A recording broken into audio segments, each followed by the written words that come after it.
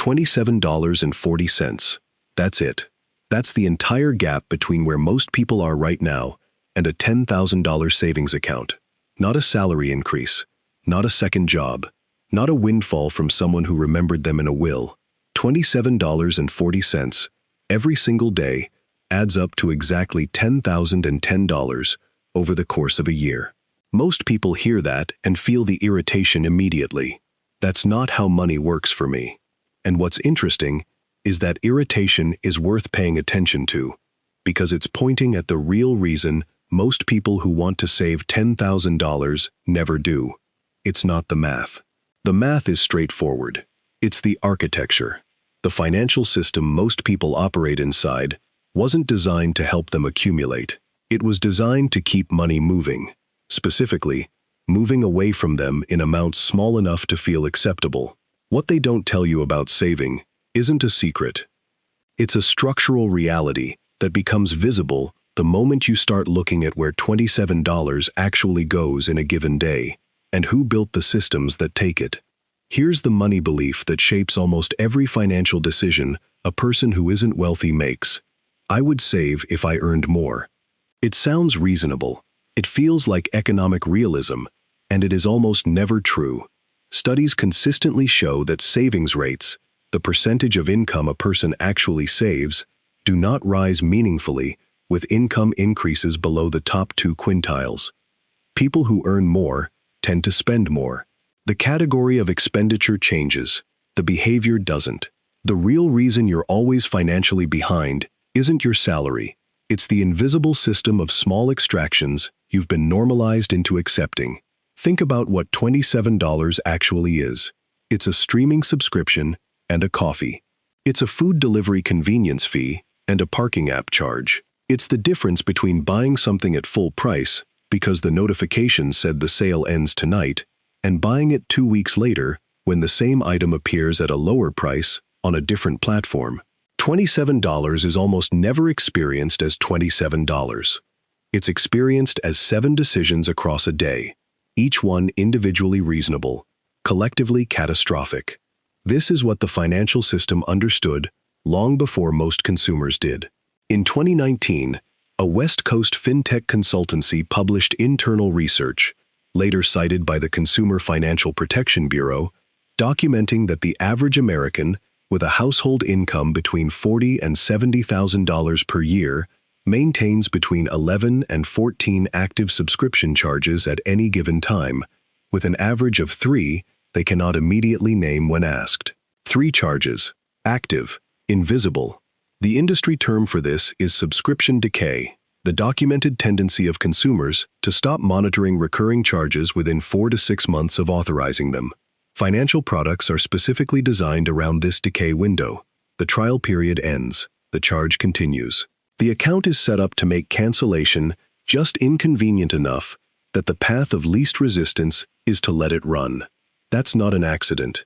That's a business model. If something just clicked, if you're already running a mental count of what you're actually subscribed to right now, hit the like button. This video is for people ready to look at what's actually leaving their accounts. Now here's what most people get wrong about the 27-40 rule when they first encounter it. They think it's a budgeting strategy. It isn't. Budgeting, the practice of allocating categories and tracking spending, has a documented failure rate among people without existing savings buffers of roughly 63% within the first 90 days, according to a 2021 analysis from the National Bureau of Economic Research. The failure isn't willpower.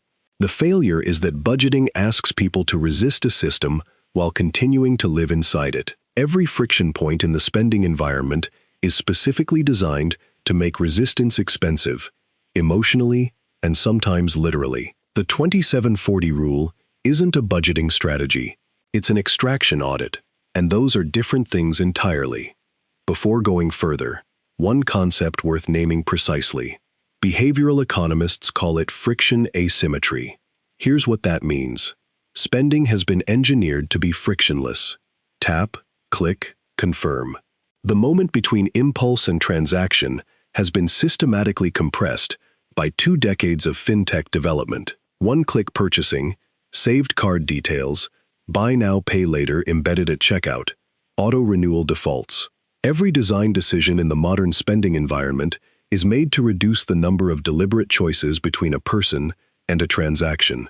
Saving, by contrast, has not received the same treatment. Transferring money into a savings account requires logging in, navigating to a transfer function, selecting an amount, confirming. The time between intention and action is long enough for the impulse to dissipate. Friction asymmetry means the system has made spending easier than saving by design, and then positioned the resulting imbalance as a personal discipline failure. The reason this matters here is that the 2740 rule only works when it runs with the asymmetry rather than against it, which means automating before spending, not restricting after. Here's what a functioning 2740 system actually looks like in practice. The most important financial decision a person building toward $10,000 makes has nothing to do with where they spend. It happens on payday. Before anything else moves, $27.40 is transferred. Automatically, the same day income arrives into a savings account that is not the primary account and ideally not at the same institution. The inconvenience of accessing it is the feature, not the flaw. What remains is what's available to spend. This is the inversion that changes the math. Every financial system built on budgeting begins with income and tries to protect a savings amount from spending pressure. Every system built on the 2740 rule begins by removing the savings amount before spending pressure can reach it. The psychological reality is that humans adapt to available balance. When the balance they see is smaller, they spend less, not because they're disciplined, but because the number anchors their sense of what's normal. This is a documented effect. Researchers at the University of Chicago's Booth School of Business published findings in 2020 showing that automatic pre-transfer savings programs produced 3.7 times higher savings accumulation over a 12-month period than equivalent manual savings programs among participants at identical income levels. 3.7 times. Same income, different architecture. Save this video. The automation sequence in the next section is the part most people skip, and the skip is why their number doesn't move. Saved videos sit in your library tab. Now, and this is the part of the 2740 rule that most people who write about it leave out entirely. The extraction audit. Automation handles the daily deposit. The audit handles the leak. An extraction audit is a 90-minute process performed once per quarter, not monthly, not weekly. Once per quarter, specifically because the goal is to catch charges that have decayed past the point of conscious awareness. The audit runs in 4 passes. Pass 1. Every recurring charge on every card and account, listed, not estimated, listed. This means actual bank statements, actual card statements, line by line. Pass 2. Each charge categorized as active value, meaning the person used it in the last 30 days, or passive presence, meaning it exists without recent use. Pass 3. Every passive presence item evaluated for cancellation, not deferred, evaluated and decided. Pass 4. The total monthly passive presence amount is calculated. That number is added to the daily automation target if it exceeds $5 per month. The hidden connection between the extraction audit and the 2740 rule is this. For most people running the audit for the first time, passive presence charges alone account for between $40 and $90 per month. That's $1.30 to $3 per day. They're already losing that. The automation can recapture before it reaches the spending environment. The first audit typically accelerates the $10,000 timeline by between 6 weeks and 4 months, not because income changed, because the leak was found. The objection that's forming for a significant percentage of people watching this right now sounds something like, this only works if you have enough to cover basic expenses after the transfer. My expenses already exceed my income. That's a legitimate and specific objection, and it deserves a specific answer. For people whose monthly fixed expenses genuinely consume 100% of take-home pay, the 2740 rule applies differently, not to the daily automation figure, but to the audit. The audit in that context isn't looking for savings capacity. It's looking for charges that are extracting from a budget that cannot afford extraction. The goal in that phase is cost floor reduction, not savings accumulation. The daily automation begins when the audit has created margin. For many people, the audit creates the margin on its own within 60 days. Still here? Because the next piece is where most personal finance content goes quiet, not because the information is hidden, but because it makes the industry uncomfortable. What the research actually shows about where the $10,000 mark actually takes a person is more interesting than the savings number itself. $10,000 is a documented behavioral threshold. A 2018 study, published in the Journal of Economic Psychology, found that households crossing the $10,000 liquid savings threshold demonstrated measurably different financial decision-making behavior than households below it, independent of income.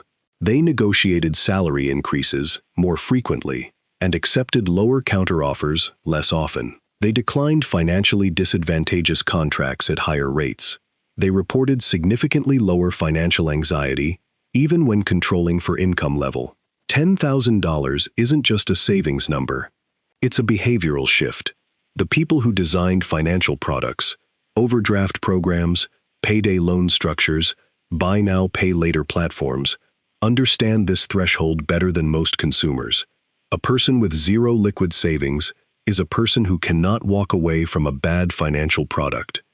A person with $10,000 in accessible savings has an exit available that changes every negotiation they enter. This is the uncomfortable parallel that the industry's marketing never names. The products most aggressively marketed to people with no savings are the products least necessary for people who have savings. The gap between the two states is what the 2740 rule is actually closing. This channel doesn't traffic in financial motivation. It goes into the mechanics, the documented ones, the ones the financial industry funds research to understand about you and rarely explains to you. If that's the kind of financial content you've been looking for, subscribe. You are in the right place. Here's the thing that most people who successfully reach $10,000 in savings report, and it's almost never the thing they expected. The hardest part wasn't the discipline. It was the identity shift. There's a term behavioral economists use, financial identity anchoring. It describes the documented tendency of people to make financial decisions consistent with a self-concept formed during periods of financial scarcity, even after their financial situation has materially changed. People who grew up watching money disappear at the end of every month often continue spending as though the money will disappear even when it no longer does. The $10,000 account sits there. The behavior that built it slowly relaxes. The extraction audit gets skipped. The automation gets paused for just this month. The 2740 rule is not a savings plan, it's a practice. The people who hold what they build understand that the audit and the automation aren't things you do until you reach the number. They're things you run while the number grows. Because the identity that builds $10,000 is the same identity that decides what $10,000 becomes. The specific person most people are thinking of right now, the one who works hard, earns reasonably, and still can't figure out why the number never moves, send them this. The extraction audit alone is worth the watch for someone in that position. There's a question this video opened that it cannot answer here. Once the $10,000 exists, what does the financial system do next? And why does having savings make a person a more valuable and more targeted customer than when they had nothing? That's the next video. The compounding trap, the documented way financial institutions monetize the behavioral shift that comes with crossing the savings threshold, is something this channel covers directly in the video, queued after this one. What you now cannot unknow is this. The reason the number didn't move wasn't discipline. It was architecture. And architecture built by someone else to serve their interests can be replaced by architecture you build to serve yours. That replacement costs nothing but 90 minutes once a quarter, and $27.40 moved before the spending environment can touch it. The cost of knowing that is the mild discomfort of looking back at how long the leak was running before the audit found it. That discomfort is accurate. It doesn't need to be smaller than it is. The unanswered question, the one worth sitting with after this video ends, if the system that extracts $27 a day in small, invisible amounts is also the system that markets the tools for building savings, whose interest does the savings account actually serve? That's not rhetorical. It has an answer, and it's more interesting than the $10,000 number. Here's what's worth writing out. When you ran the number just now, the mental count of what's leaving your accounts monthly, what was the first charge you thought of that you couldn't immediately justify? That moment of recognition is the beginning of the audit. Leave it below.